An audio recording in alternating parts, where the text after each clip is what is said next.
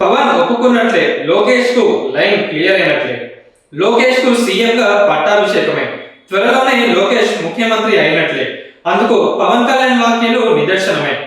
10 ఏళ్ల పాటు కూటమి కొనసాగుతుందని పవన్ ఉవాచ. అంటే లోకేష్ ను సీఎం గా ఒప్పుకున్నట్లు లెక్క. అయితే ఆలస్యం కూడా చేయవద్దు.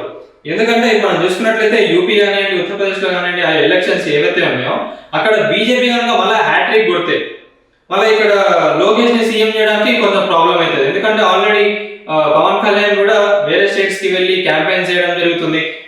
వాటి ద్వారా పవన్ కి కూడా కొంచెం ఇమేజ్ కానివ్వండి, కొంచెం పార్టీలో పలుకుబడి అవన్నీ కూడా పెరుగుతున్నాయి. బీజేపీలో ఇప్పుడు కొంచెం మంచి మెయిన్ క్యాండిడేట్ గా పవన్ కళ్యాణ్ కూడా సాగుతున్నారు.